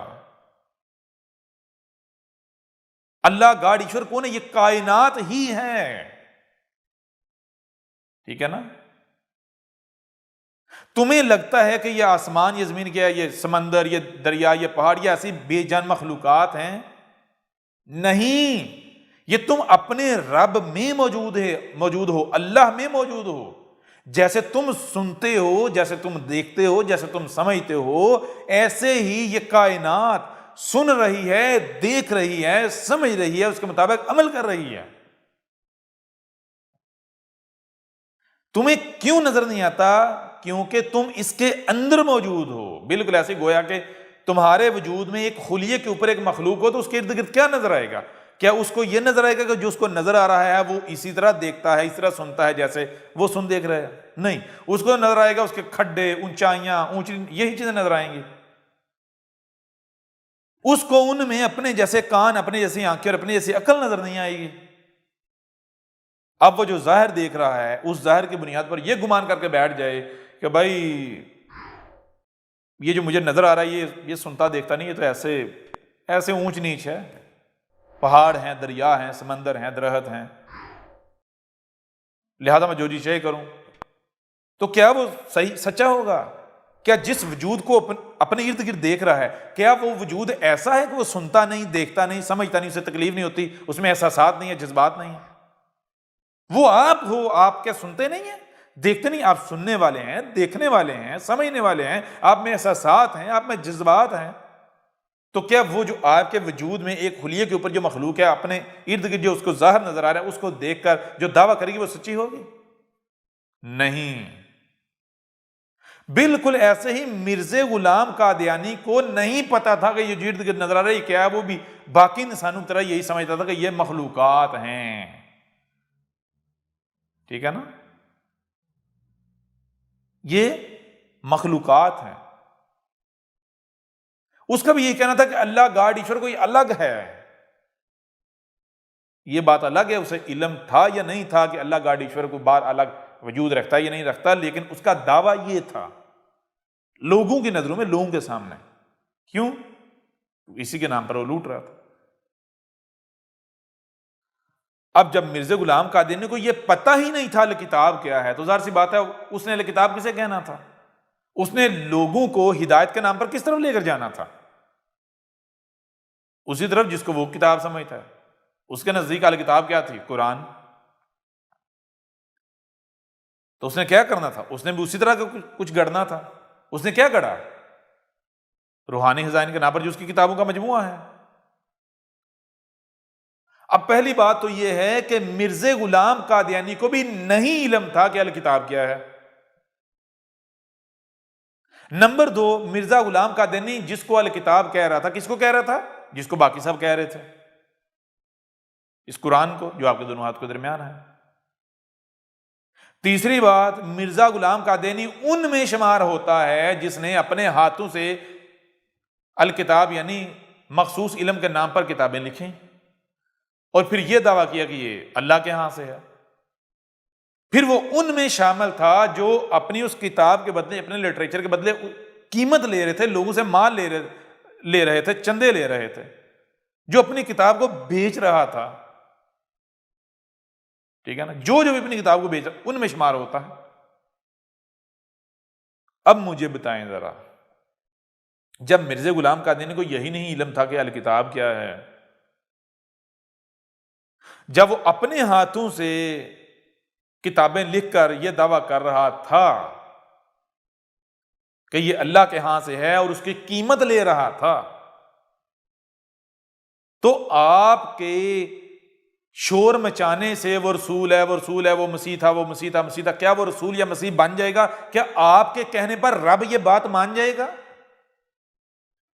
کیا آپ کے زور لگانے سے، آپ کے رٹے لگانے سے قرآن آپ کی بات مان جائے گا؟ کیا قرآن میں یہ آیات غائب ہو جائیں گی؟ بتائیں نا ذرا۔ یوں آپ کے اوپر اس پہلو سے بھی بالکل کھل کر واضح ہو گیا کہ مرزا غلام قادیانی ایک بہت بڑا فراڈیا تھا، دجال اور مکار تھا، دنیا کا، روئے زمین کا غلیظ ترین شخص تھا، جسے نہ علم کے الکتاب کیا ہے، جسے نہ رب العالمین کا علم، ٹھیک ہے نا، جو اپنے ہاتھوں سے خرافات کو گڑھ کر ان کے بارے میں یہ دعوے کرتا رہا کہ یہ اللہ کے ہاں سے ہے، یہ مجھے الہام ہوتا ہے، اور اس کے عوض قیمت لیتا رہا، لوگوں سے مال لیتا رہا، وہ حق پر ہوگا؟ بالکل نہیں۔ قرآن نے اپنا فیصلہ سنا دیا، پس ویل ہے مرزا غلام قادیانی کے لیے، اور حق آ جانے کے باوجود بھی جو مرزا غلام قادیانی کو مسیح مان کر بیٹھے رہتے ہیں، پس ان تمام لوگوں کے لیے ویل ہے۔ اب یہاں ایک اور سوال پیدا ہوتا ہے، سوال یہ پیدا ہوتا ہے کہ آخر رب العالمین یہ کیوں کہہ رہا ہے پس ویل ہے ان لوگوں کے لیے؟ ناکامی ہے، نامرادی ہے، ذلت و رسوائی ہے، رب کے غضب کا شکار ہونا ان لوگوں کے بارے میں قدر میں کر دیا گیا ہے۔ کن لوگوں کے بارے میں؟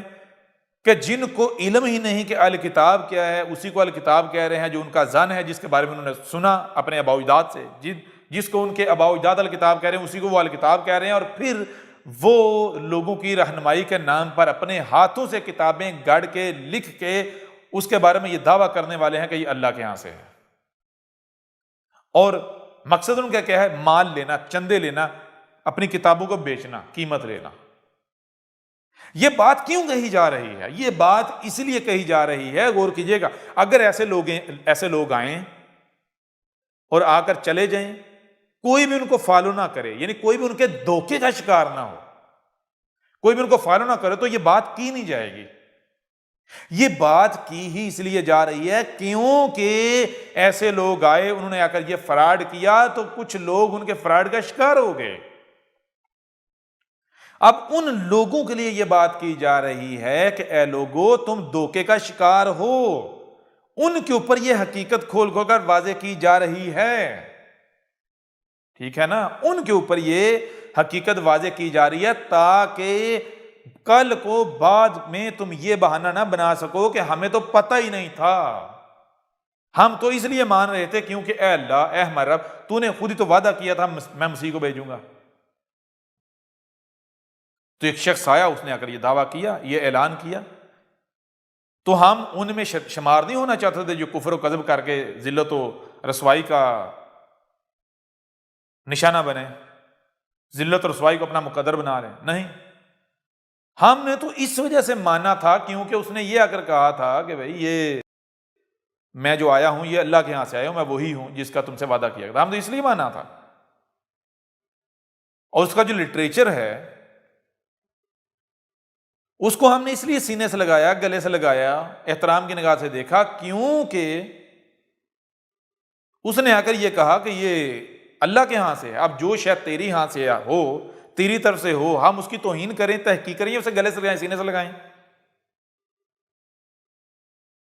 تو آج بتایا جا رہا ہے کہ اگر تم یہ سمجھ کر اس کو مسیح مانے ہوئے ہو کہ اللہ نے وعدہ کیا تھا تو یہ وہی ہے، تو جان لو یہ وہ نہیں ہے، کھول کھول کر واضح کر دیا گیا۔ اگر تم اس کے لٹریچر، اس کی کتاب کو یہ سمجھ کر سینے سے لگائے ہوئے ہو کہ وہ اللہ کے ہاں سے ہے، تو جان لو یہ دھوکہ ہے، دجلہ فراڈ ہے۔ آج ہم نے تمہارے پر کھول کھول کر واضح کر دیا۔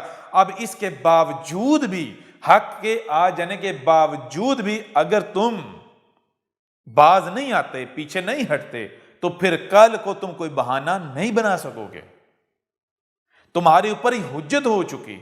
حق آ جانے کے باوجود بھی اگر تم اسے مسیح مانتے ہو، اس کی کتابوں کو، اس کی کتاب، اس کے لٹریچر کو من عند اللہ تسلیم کرتے ہو، تو یہ تم حق بات نہیں کہہ رہے، یہ حق نہیں ہے، یہ تم تحقیق کی بنیاد پر نہیں کہہ رہے، بلکہ یہ تم ضد، ہٹ درمی اور انا پرستی کی بنیاد پر کہہ رہے ہو، یہ تم استکبار کر رہے ہو۔ سمجھ آ رہی ہے نہیں آ رہی؟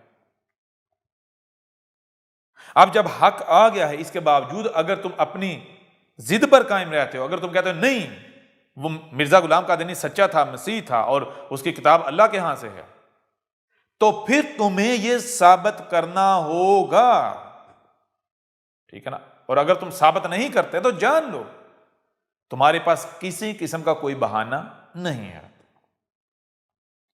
لہذا اے قادیانیوں، اے امت مرزیہ، اے دنیا کے غلیظ ترین گٹر کے غلیظ ترین کیڑوں، جان لو حق آ گیا۔ ایک طرف قرآن ہے اور دوسری طرف مرزا غلام قادیان، ایک طرف حق ہے اور دوسری طرف باطل ہے، ایک طرف رب اور اس کا بھیجا ہوا ہے اور دوسری طرف رب نہیں، شیطان ہے اور شیطان کا نمائندہ ہے مرزا غلام قادیانی، اور آگے اس شیطان کی آل۔ اب یہ فیصلہ تمہارے اختیار میں ہے کہ تم نے اپنے آپ کو حق کے آگے جھکانا ہے یا پھر باطل کے آگے۔ آج کے بعد تم حق کے نام پر باطل کے آگے اپنے آپ کو نہیں جھکا سکتے۔ کیوں؟ پہلے تمہارے پاس بہانہ تھا کہ ہمارے اوپر حق واضح نہیں تھا، ہم اسے حق سمجھ رہے تھے، لیکن جان لو آج حق آ گیا، تمہارے اوپر حق کھول کھول کر واضح کر دیا گیا۔ اس کے باوجود بھی اگر تم ادھر ہی جاتے ہو، اس گٹر میں ہی رہتے ہو، تو پھر جان لو حق کو حق حاصل ہے کہ حق کو تسلیم کیا جائے۔ کیوں؟ کیونکہ حق لا شریک ہے، ٹھیک ہے نا؟ اب تمہاری بچت ایک ہی صورت میں ہے کہ اگر جو آ گیا ہے یہ حق نہ ہو، لیکن اگر یہ حق ہے، جو کہ حق ہے، حق آ گیا ہے، تو پھر کوئی بچت نہیں ہے، پھر تمہیں ذلت و رسوائی سے، بعد والوں کے لیے نشان عبرت بننے سے دنیا کی کوئی طاقت نہیں روک سکتی۔ کیوں؟ کیونکہ آج یہ تمہارا رب تم سے کلام کر رہا ہے، تم اپنی تحقیق کر لو، بالآخر تم اسی نتیجے پر پہنچو گے کہ ہاں یہ جو آج ہمارے سامنے موجود ہے یہ اس کا بھیجا ہوا ہے جو ہمارا کریٹر ہے، جو ہمارا خالق ہے، اور وہ کون ہے؟ وہ یہی کائنات جسے تم کائنات کہتے ہو۔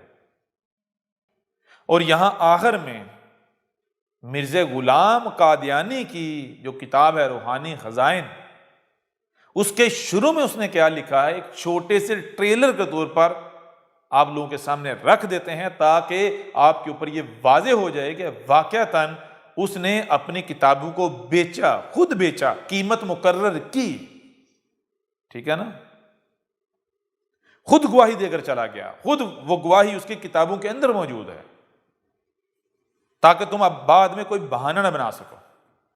اٹھاؤ روحانی خزائن کھولو، اس کی پہلی ہی جلد کو کھولو، اور اس کے شروع میں کیا لکھا ہوا ہے؟ روحانی خزائن جلد نمبر 1 صفحہ نمبر 2، اعلان کتاب براہین احمدیہ کی قیمت اور دیگر ضروری گزارش۔ اس کی کتاب شروع ہی یہاں سے ہو رہی ہے، کہاں سے؟ کہ کتاب کی قیمت سے، شروع ہی ابتدائی قیمت سے ہو رہی ہے۔ کتاب براہین احمدیہ کی قیمت اور ضروری گزارش۔ اور آگے کیا لگتا ہے؟ بعالی خدمت تمام معزز اور بزرگ خریداران کتاب براہین احمدیہ کے گزارش کی جاتی ہے۔ وہ کہتا ہے کہ جو بھی اس کتاب کو، جو میری کتاب ہے براہین احمدیہ، اس کا خریدار ہے، وہ اس کی نظر میں عالی ہے، بلند رتبہ ہے، معزز عزت والا ہے، بزرگ ہے، بڑی شخصیت ہے، قابل احترام شخصیت ہے۔ کون؟ جو بھی اس کی کتاب کا خریدار ہے، ٹھیک ہے۔ اب میں آپ سے سوال کرتا ہوں، کیا ایسا شخص رب کا بھیجا ہوا ہو سکتا ہے؟ ایسے شخص کا علم رب کا علم ہو سکتا ہے کہ جو شروع میں ہی قرآن کے خلاف اپنی کتاب کی قیمت طے کر رہا ہے؟ حالانکہ قرآن کیا کہہ رہا ہے کہ جو شخص اللہ یہ آ کر کہے کہ میں اللہ کے ہاں سے ہوں، جو میرا علم ہے یہ اللہ کے ہاں سے ہے، اور وہ اس کی قیمت لے، وہ میرا ہے ہی نہیں، وہ میرا بھیجا ہوا ہے ہی نہیں جو قیمت لے۔ قرآن کہہ رہا ہے۔ تو جو قرآن کے اس دعوے کے بالکل برعکس قیمت لیتا ہے، اپنی کتاب کی قیمت طے کرتا ہے، وہ رب کا بھیجا ہوا ہو سکتا ہے؟ وہ تو قرآن کے اس دعوے کی روشنی میں کذاب، دجال، مکار، فراڈیہ ثابت ہو جاتا ہے، ٹھیک ہے نا۔ اب وہ شخص کیا رسول ہو سکتا ہے جو یہ کہہ رہا ہے کہ جو اس کی کتاب کے خریداران ہیں وہ کیا ہیں؟ وہ کہتا ہے بعالی خدمت تمام معزز اور بزرگ خریداران کتاب، کہ اس کی کتاب کے جتنے بھی خریدار ہیں وہ تمام کے تمام معزز اور بزرگ ہیں، عزت والے ہیں، سب سے اوپر ہیں، سروں کا تاج ہیں۔ آگے کہتا ہے کہ خریداران کتاب براہین احمدیہ کے گزارش کی جاتی ہے کہ کتاب ہاذا، یہ جو کتاب ہے بڑی مبسوط کتاب ہے۔ مبسوط یعنی ایسی کتاب جس کے اندر آپ انسانی آثار تلاش نہیں کر سکتے، یعنی غلطیوں سے پاک، رب کی بھیجی ہوئی، رب کی اتاری ہوئی، وہ جو رب کے ہاں سے ہے، جس میں آپ خزانے آپ کو ملیں گے، جس کو خرید کر آپ پچھتائیں گے نہیں، آپ کو ہدایت ملے گی، حق ملے گا۔ آگے کہتا ہے یہاں تک کہ جس کی ضخامت 100 جز سے کچھ زیادہ ہوگی، کہتا ہے کہ یہ جو کتاب ہے یہ کیسی کتاب ہوگی کہ جس کی زحامت جو ہے وہ 100 جز یعنی 100 حصے، 100 سے زیادہ اس کے اجزاء ہوں گے، حصے ہوں گے، اور تا اختتام طبع وقتاً فوقتاً حواشی لکھنے سے اور بھی بڑھ جائے گی۔ کہتا ہے 100 حصے تو اس کے سمجھو لکھے جا چکے ہیں، اور جب تک یہ 100 حصے، 100 سے زیادہ حصے چھپ کر آتے ہیں تب تک اور لکھی جاتی رہے گی، تو یہ بہت آگے تک چلی جائے گی۔ اور ایسی عمدگی کاغذ اور پاکیزگی خط اور دیگر لوازم، حسن و لطافت اور موزونیت سے چھپ رہی ہے کہ جس کے مصارف کا حساب جو لگایا گیا تو معلوم ہوا کہ اصل قیمت اس کی یعنی جو اپنا خرچ آتا ہے فی جلد 25 روپیہ ہے، مگر ابتدا میں 5 روپیہ قیمت اس کی اس غرض سے مقرر ہوئی تھی اور یہ تجویز اٹھائی گئی تھی جو کسی طرح سے مسلمانوں میں یہ کتاب عام طور پر پھیل جائے اور اس کا خریدنا کسی مسلمان پر گراں نہ ہو، اور یہ امید کی گئی تھی کہ امراء اسلام جو ذی ہمت اور اولو العزم ہیں ایسی ضروری کتاب کی اعانت میں دلی ارادت سے مدد کریں۔ تب جبر اس نقصان کا ہو جائے گا، پر اتفاق ہے کہ اب تک وہ امید پوری نہیں ہوئی، بلکہ بجز عالی جناب حضرت خلیفہ سید محمد حسن خان صاحب بہادر وزیر اعظم دستور معظم ریاست پٹیالہ پنجاب کہ جنہوں نے مسکین طالب علموں کو تقسیم کرنے کے لیے 50 جلدیں اس کتاب کی خریدیں اور جو قیمت بذریعہ اشتہار شائع ہو چکی تھی وہ سب بیچ دی، اور نیز فراہمی خریداروں میں بڑی مدد فرمائی اور کئی طرح سے اور بھی مدد دینے کا وعدہ فرمایا۔ خیر کا ثواب دے، خدا ان کو اس فعل کا خیر کا ثواب دے اور اجر عظیم بخشے۔ اور اکثر صاحبوں نے 1 یا 2 نسخہ سے زیادہ نہیں خریدا۔ اب حال یہ ہے کہ اگرچہ ہم نے بموجب اشتہار مشتہرہ سوم دسمبر 1879 بجائے 5 روپیہ کے 10 روپیہ قیمت کتاب کی مقرر کر دی، مگر تب بھی وہ قیمت اصل قیمت سے 1.5 حصہ کم ہے۔ علاوہ اس کے اس قیمت ثانی سے وہ سب صاحب مستثنی ہیں جو اس اشتہار سے پہلے قیمت ادا کر چکے۔ پھر آگے لکھتے ہیں، لہذا بذریعہ اس اعلان کے باخدمت ان عالی مراتب خریداروں کے کہ جن کے نام حاشیہ میں بڑے فخر سے درج ہیں، اور دیگر ذی ہمت امراء کے جو حمایت دین اسلام میں مصروف ہو رہے ہیں، عرض کی جاتی ہے کہ وہ ایسے کار ثواب میں کہ جس سے اعلاء کلمہ اسلام ہوتا ہے اور جس کا نفع صرف اپنے ہی نفس میں محدود نہیں بلکہ ہزارہ بندگان خدا کو ہمیشہ پہنچتا رہے گا، اعانت سے دریغ نہ فرمائیں۔ آگے ہم نہیں بڑھتے، بہت کچھ ہے آگے، یہ آگے جو ایک ساتھ آئیں گی ان میں ہم بات کریں گے، لیکن یہاں پر کیا کیا جاتا ہے، ایسے افراد کے نام لکھے جاتے ہیں اور کیا کہتے ہیں جی ہم بڑے فخر سے لکھ رہے ہیں، کیوں؟ کیونکہ یہ ہمارے لیے بہت معزز ہیں۔ معزز ہونے کی وجہ کیا ہے؟ وجہ صرف یہ ہے کہ انہوں نے کتاب خریدی ہے، کتاب خریدنے کی وجہ سے معزز ہو گئے ہیں۔ اور وہ کون لوگ ہیں؟ یہاں پر 11 افراد کے نام ہیں، اور تھوڑا آگے جائیں تو ایک لمبی چوڑی لسٹ آ جاتی ہے، اور جس طرح نام لکھے جا رہے ہیں یہ کسی رسول یا رب کے بھیجے ہوئے کے شایان شان نہیں، بلکہ واضح ہوتا ہے کہ یہ لکھنے والا ایک کاروباری شخص تھا اور ایک انتہائی نیچ ذہنیت کا لالچی شخص تھا، خوش آمدی کرنے والا شخص تھا، اپنا مقصد اپنا لالچ پورا کرنے کے لیے لوگوں کے آگے بچھ جانے والا، خوشامد کرنے والا۔ مثال کو دیکھ کیا لکھتے؟ نمبر 1، جناب نواب شاہ جہان بیگم صاحبہ بالکعبہ فرمان فرمائے بھوپال۔ آگے جناب نواب علاء الدین احمد خان بہادر والی لوہارو، جناب مولوی محمد چراغ علی خان صاحب نائب معتمد مدار المحام دولت آصفیہ حیدرآباد دکن۔ آگے جناب غلام قادر خان صاحب وزیر ریاست نالا گڑھ پنجاب، پھر آگے جناب نواب مکرم الدولہ بہادر حیدر آباد.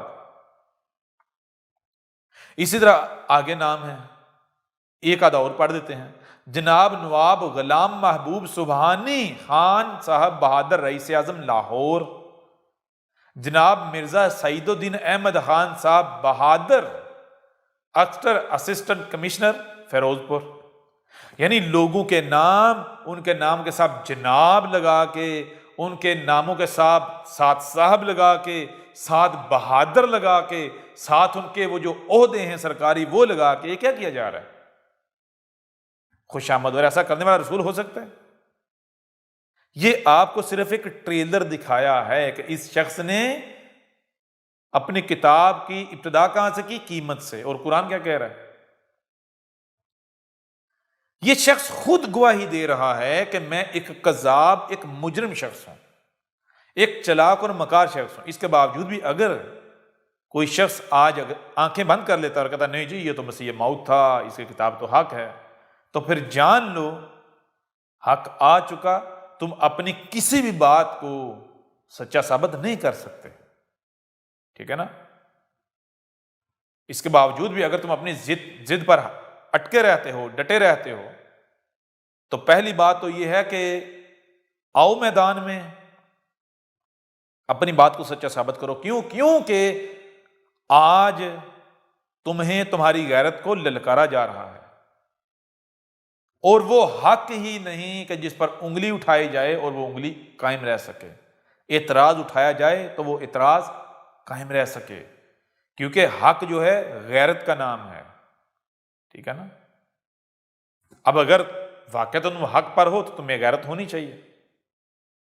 آج احمد عیسیٰ نے اعتراضات اٹھائے ہیں، تمہیں ان اعتراضات کے ایسے جوابات دینے چاہیے کہ احمد عیسیٰ ذلیل ہو جائے، احمد عیسیٰ کو منہ چھپانے کی جگہ نہ ملے. اور اگر تم ایسا نہیں کرتے، جو کہ نہیں کر سکتے، تو پھر جان لو تمہارا انجام کیا ہے. حق آ چکا، ہر لحاظ سے، ہر پہلو سے کھول کر واضح کیا جا چکا. اب اس کے باوجود بھی تم حق سے اعراض کرتے ہو تو جان لو تو نہ صرف تمہیں نشان عبرت بنایا جانے کا وقت آ چکا ہے، بلکہ اب تمہیں دنیا کی کوئی طاقت ذلت اور رسوائی سے نہیں بچا سکتے. یہاں آخر میں دو چیزیں آپ کے سامنے رکھتے ہیں. پہلی بات تو یہ ہے کہ آپ کے اوپر یہ کھول کر واضح کر دیا گیا کہ قرآن میں اساطیر الاولین نہیں، بلکہ قرآن کے نزول کے بعد کا ذکر ہے. جب بعد کا ذکر ہے تو پھر دیکھیں ان آیات میں جن افراد کا، جن لوگوں کا ذکر کیا جا رہا ہے، کیوں ذکر کیا جا رہا ہے؟ اسی لیے ذکر کیا جا رہا ہے کہ قرآن کے نزول کے بعد ایسا ایونٹ، ایسے واقعات یا ایسا واقعہ ہوا ہے تو ذکر کیا جا رہا ہے، ورنہ ذکر نہ ہوتا. اور مجھے یہ بتائیں کہ ایسا کس نے کیا؟ ایسا واقعہ کب ہوا یا نہیں ہوا؟ اور کیا تو کس نے کیا؟ کیا آپ کے اوپر واضح نہیں ہے؟ ہر ایک کے اوپر واضح ہے کہ کیا گیا. یہ ہوا کس نے کیا؟ مرزا غلام قادیانی نے. اس کے علاوہ اور بھی ہیں، لیکن چونکہ ہمارا موضوع مرزا غلام قادیانی ہے تو اب ہر کوئی جانتا ہے کہ اس نے کیا، یہ واقعہ ہوا. تو قرآن جو ہے اب آپ کے اوپر واضح کر رہا ہے، اس لیے قرآن میں اس کا ذکر. نمبر دو، اب کوئی بھی اٹھ کر یہ دعویٰ کر سکتا ہے، یہ کہہ سکتا ہے کہ اے احمد عیسیٰ، جیسا کہ یہ اعتراضات اٹھائے گئے، اپنی طرف سے اعتراضات اٹھائے گئے، بہت بڑا اعتراض جو ہے اٹھایا گیا، لیکن یہ علم کی بنیاد پر نہیں، محض حسد اور بغض کی بنیاد پر کہ اے احمد عیسیٰ، الکتاب تو پھر تم نے بھی لکھی ہے، تیرا بھی یہ دعویٰ ہے کہ یہ من عند اللہ ہے، تو یا تو یہ ثابت کر کہ یہ اللہ کے ہاں سے آئی ہے تیرے پاس، کہ تو نے نہیں لکھی اپنے ہاتھوں سے، یہ اللہ نے لکھی ہے. ٹھیک ہے؟ اگر نہیں ثابت کر سکتا تو پھر یا اس آیت میں تو تیرا بھی ذکر آ رہا ہے پھر، یا پھر کیا تیرا ذکر نہیں؟ تو اس کا بھی جواب پہلے بھی ہم دے چکے، لیکن اس کے باوجود یہاں پھر واضح کر دیتے ہیں تاکہ کسی گٹر کے کیڑے کے لیے بھی یہ عذر، یہ بہانہ نہ رہے. پہلی بات تو یہ ہے کہ فویل للذین یکتبون الکتاب بایدیہم، پس ویل ہے ایسے لوگوں کے لیے جو لکھ رہے ہیں الکتاب اپنے ہاتھوں سے. تو احمد عیسیٰ نے کب یہ کہا کہ میں ایک انسان ہوں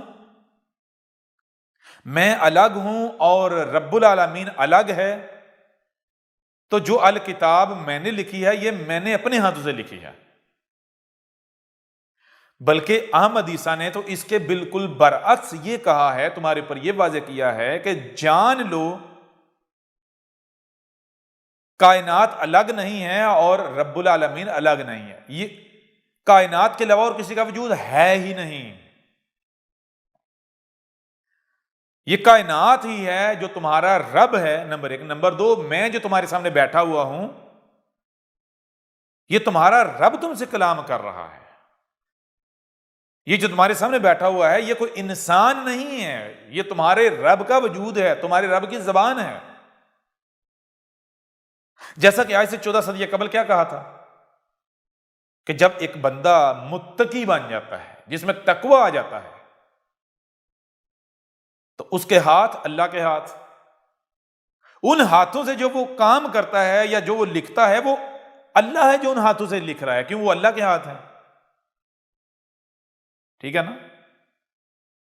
اس کی آنکھیں اللہ کی آنکھیں، اس کے کان اللہ کے کان، اس کی زبان اللہ کی زبان، اس کی ٹانگیں اللہ کی ٹانگیں، یعنی وہ زمین پر چلتا پھرتا رب کا وجود ہے، رب خود ہے، اس کے ساتھ دشمنی رب کے ساتھ دشمنی ہے، کیوں؟ رب اور وہ الگ نہیں ہے۔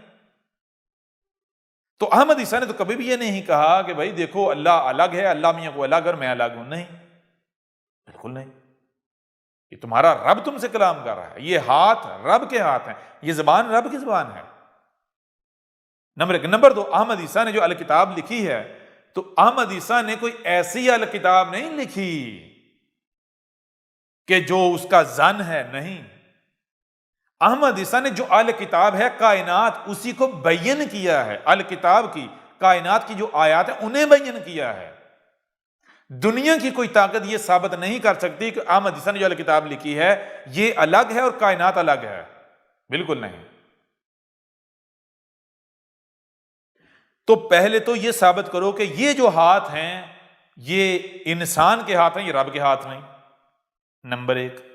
نمبر دو، یہ ثابت کرو کہ احمد عیسیٰ کی جو الکتاب ہے یہ رب الگ ہے اور یہ الکتاب الگ ہے، رب العالمین الگ ہے، الکتاب الگ ہے اور یہ الکتاب الگ ہے، یہ بھی نہیں کر سکتے۔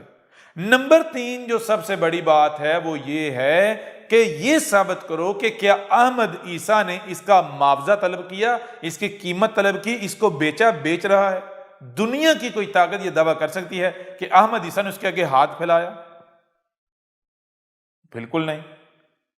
جب نہ ہی تم یہ ثابت کر سکتے ہو کہ احمد عیسیٰ ایک انسان ہے اور یہ الکتاب انسانی ہاتھوں سے لکھی گئی، نہ ہی یہ ثابت کر سکتے ہو کہ احمد عیسیٰ اسے بیچ رہا ہے، اس کی اس نے کوئی قیمت طے کی ہے، تو پھر احمد عیسیٰ کو تم اس آیت میں کہاں ٹھہرا سکتے ہو؟ اس سے بھی بڑھ کر کیا احمد عیسیٰ کو تم ان میں شامل کر سکتے ہو کہ جو اسی کو الکتاب کہہ رہے ہیں، جس کو اب اجداد الکتاب کہتے رہے، احمد عیسیٰ کا شمار ان میں نہیں ہوتا؟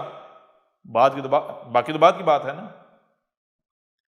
پھر احمد عیسیٰ کا شمار تو ان میں ہوتا ہی نہیں ہے جن کا یہ دعویٰ ہو، جن کا یہ دعویٰ ہے کہ بھائی ہم، پہلی بات تو یہ ہے کہ جہنم میں جائیں گے نہیں، جہنم کی آگ ہمیں چھوئے گی نہیں، جہنم چھوئے گی نہیں، اور بالفرض اگر ہم جہنم میں چلے بھی گئے تو گنتی کے ایام بالآخر ہمیں جہنم سے نکال لیا جائے گا، ہم جنت میں چلے جائیں گے۔ کیا احمد عیسیٰ کو آپ ایسے لوگوں کو شمار کر سکتے ہو؟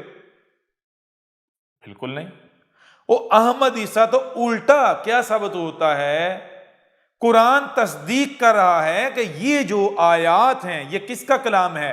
یہ وہ کلام ہے جو آج احمد عیسیٰ کر رہا ہے، آج جو احمد عیسیٰ کلام کر رہا ہے، یہ جو واقعہ ہو رہا ہے اس کا آج سے 14 صدی قبل آیات کی صورت میں اس قرآن میں اتار دیا گیا تھا، ٹھیک ہے نا؟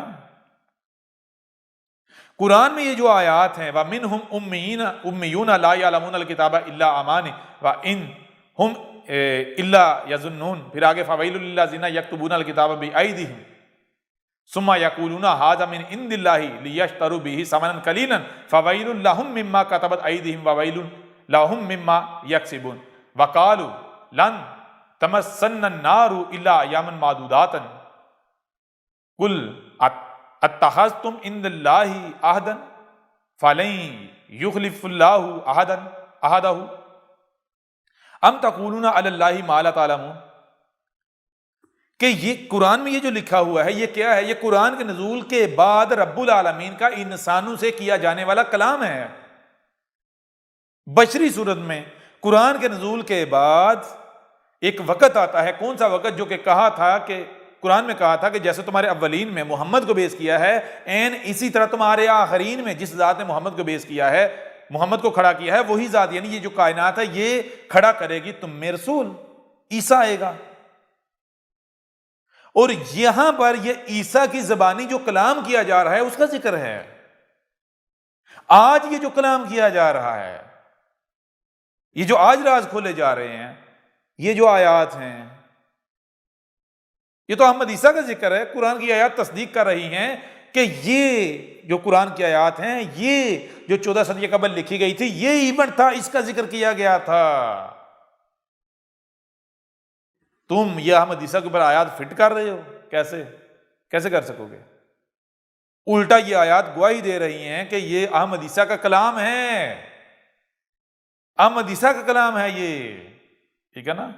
یہ ابھی جو ایونٹ ہو رہا ہے، واقعہ ہو رہا ہے، اس کا قرآن میں ان آیات کی صورت میں ذکر ہے، ٹھیک ہے نا؟ یوں اس پہلو سے بھی حق ہر لحاظ سے، ہر پہلو سے نہ صرف کھول کر واضح کر دیا گیا، بلکہ دنیا کی کوئی طاقت احمد عیسیٰ کے علم سے کسی علم کو کبھی ثابت نہیں کر سکتی۔ دنیا کی کوئی طاقت احمد عیسیٰ کے علم کا مقابلہ نہیں کر سکتی۔ اور وہ کون سا علم ہے جس کا مقابلہ دنیا کی کوئی طاقت نہ کر سکے؟ وہ رب العالمین کا علم ہے۔ تو پھر احمد عیسیٰ کیا ہے؟ تمہارا رب ہے جو آج تم سے کلام کر رہا ہے۔ آنکھیں کھول لو اس سے پہلے کہ دیر ہو جائے اور بعد میں تمہارے پاس سوائے پچھتاوے کے اور کچھ نہ رہے۔ احمد عیسیٰ کون ہے؟ کیا آپ احمد عیسیٰ کو جانتے ہیں؟ احمد عیسیٰ وہ ہے جس نے ان باتوں پر سے پردہ اٹھایا ہے جس پر آج ہر کوئی اختلاف کر رہا ہے۔ حق اور باطل کی پہچان اب انتہائی آسان۔ آج ہی الکتاب کو ڈاؤن لوڈ کریں۔ مزید ویڈیوز کے لیے احمد عیسیٰ کے یوٹیوب چینل کو وزٹ کریں اور چینل کو سبسکرائب کرنا مت بھولیے گا۔